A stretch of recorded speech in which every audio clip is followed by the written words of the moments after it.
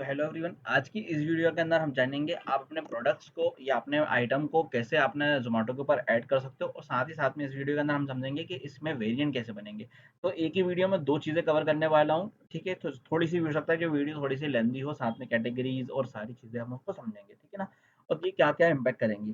तो आपको आ जाना अपने आइटम्स के अंदर, पहले मैंने मेन्यू आप ओपन करोगे, मेन्यू में आप अपना मेन्यू ओपन करोगे, तो यहाँ पे वो एग्जिस्टिंग मेन्यू आपको शो होगा जो आपकी कंपनी को आपने एक पेपर या कुछ भी आपने पहले फर्स्ट टाइम पे दिया था, ठीक है? इसमें कोई भी चीज़ आपकी मिसिंग हो गई, कम हो गई, वो आप यहाँ से कर सकते हो, ठीक है ना?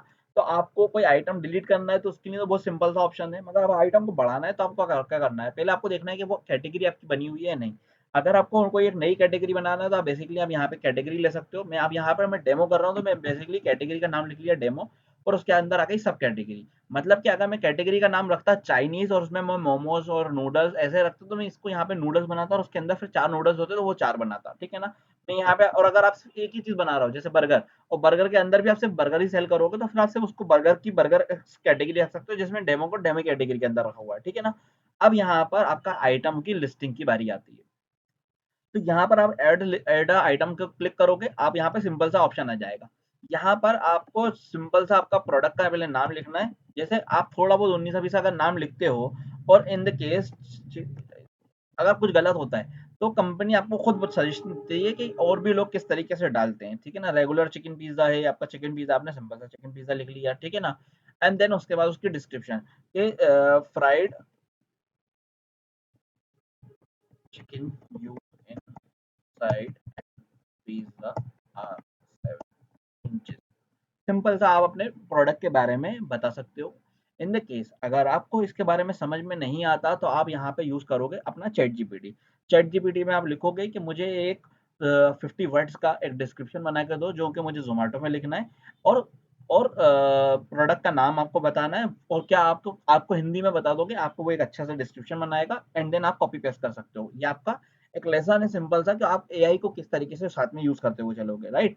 ये नॉनवेज पिज्जा है, मटन का कॉन्सेप्ट क्या है, चिकन यूज कर रहे हैं अपन तो चिकन पे टिक लगा देंगे, ठीक है?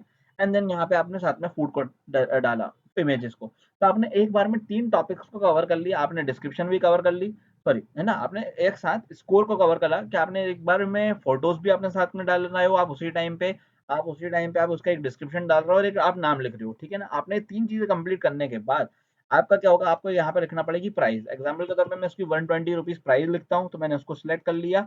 और अगर कोई पैकिंग चार्जेस में को उसमें लगाना है तो मैं यहाँ पे पैकिंग चार्जेस को भी ऐड कर सकता हूँ। इन देखिए अभी मुझे पैकिंग चार्जेस कुछ नहीं लगाना, तो मैं क्या करूंगा, इसको यहाँ पे सिर्फ एज इट इज यहाँ पे सेव कर दूंगा। एंड सेव करने के बाद मेरे को सबमिट करना पड़ेगा, सेव एंड सबमिट, लास्ट में आपको याद रखना है सेव एंड सबमिट।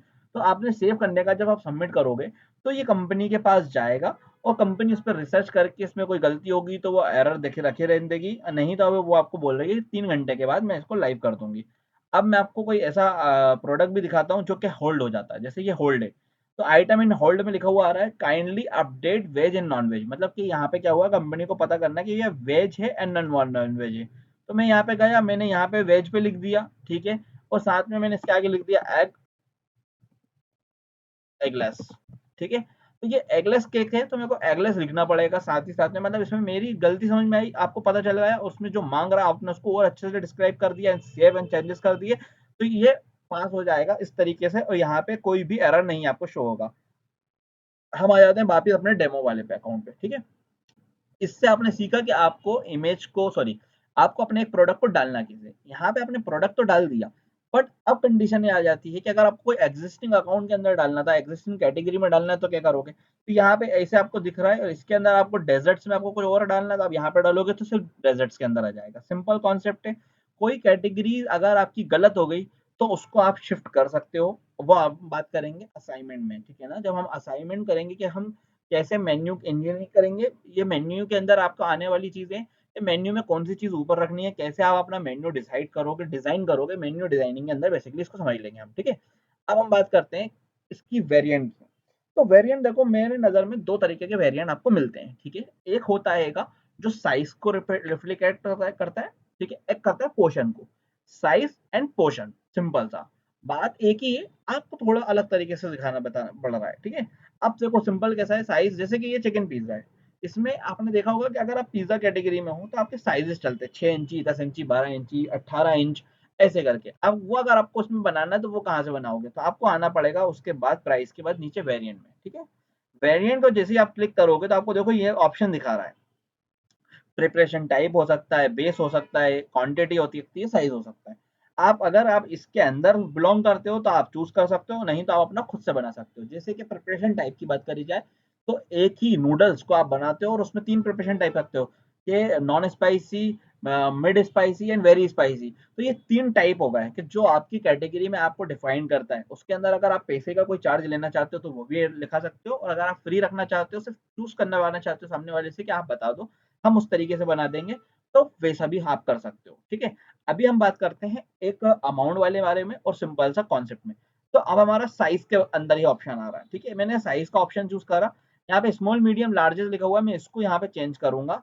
इसको मैं करूँगा 7 इंच, इसको मैं करूँगा 10 inch, and this is one is called 13 inch,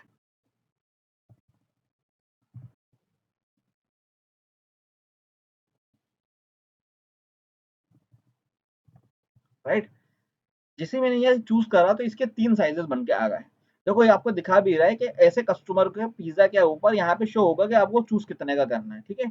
मैंने इसको जैसे ही एज़ इट इज़ आगे नेक्स्ट में क्लिक कर रहा था, वो मुझसे पूछ रहा है कि किसके प्राइस क्या रखना है। 7 वाला मेरा 120 रुपीज़ का रहेगा, 10 वाला मेरा 190 रुपीज़ का रहेगा, एंड 13 वाला मेरा 290 रुपीज़ का रहेगा। ये डिपेंड करता है आपके ऊपर। तो ये इस तरीके से प्राइसिंग आ गई और यहाँ पे इसका चूज़ करने का ऑप्शन आ गया। और जब मैं इसको सेव कर दूंगा तो ये वेरिएंट इस पे एप्लीकेबल हो जाएंगे 3, ठीक है? सिर्फ पर्टिकुलरली अभी वो इसके ऊपर ही लगेंगे, क्योंकि मैंने सब पे सारे पिज़्ज़ाज़ पे नहीं लगाया, मैंने अभी बेसिकली मैंने एक ही पिज़्ज़ा पे लगाया है। और अगर मेरे को यहाँ पे मैं सेव कर दूंगा तो ये इस पे एप्लीकेबल होगा। इसमें आ गया प्लस का साइन। देखो किसी और आइटम के आगे प्लस का साइन नहीं आएगा, मगर इसमें प्लस का साइन है, मतलब कि इसमें वेरिएंट का ऑप्शन बना हुआ है। मैं इसको ओपन फिर से करता हूँ एंड देन मैं इसके बाद देखता हूँ अपना साइज को।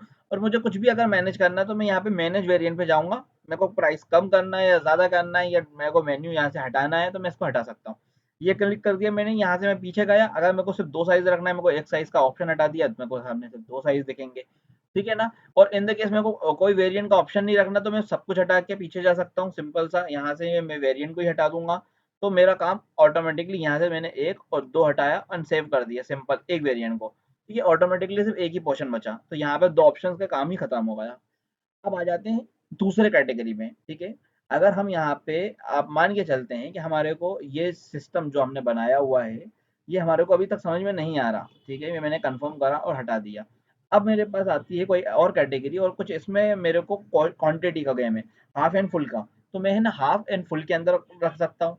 साथ ही साथ में मैं उसके अंदर बेस के रख सकता हूँ, थिक ग्रेवी आई है तो मैं उसके अंदर ऑप्शन डाल सकता हूँ। अब मुझे मान लो तो जब पिज्जा में बेस भी जा रहा हूँ, और मैं 2 चीज़ें हैं कि जैसे ये इसने डिफाइन भी करा हुआ है हलाल एंड नॉन हलाल, मैं यहाँ पे बेस करता हूँ थिन पिज्जा, रेगुलर पिज्जा, ठीक है? एंड देन मैं यहाँ पर ये रखने के बाद मैं आपको एक चीज़ बता रहा हूँ कि मैंने यहाँ पे कोई भी प्राइस नहीं रखना। अगर मैं कोई इसको आगे गया और देन मैं इसके आगे कोई प्राइस नहीं रखना, मैं इसको भी 0 कर दूंगा, एंड देन या मैं इसका भी अगर दोनों का एक ही जैसा प्राइस रखना है तो 120 एंड देन 120, और मैंने सेव कर दिया। तो क्या ऑप्शन आएगा कि कस्टमर को जब वो ओपन करेगा तो दिखाएगा कि दोनों का प्राइस एक्यूरेट सेम है, कोई भी अलग चेंजेस नहीं है। तो वो कोई सा भी चूज करके मेरे साथ आगे जा सकते हैं, और वो सिर्फ आपको 120 रुपीज ही देना पड़ेंगे, कोई भी अलग चार्जेस नहीं। ये आप जब भी करोगे तो आप अपने फ्रंट एंड में चेक करोगे कि आपको बिल्कुल एक्यूरेट दिख रहा है या नहीं दिख रहा। तो बस सिंपल सा इतना है इस वीडियो के अंदर। मिलते हैं नेक्स्ट वीडियो में जिसके अंदर हम अदर टॉपिक पे बात करेंगे।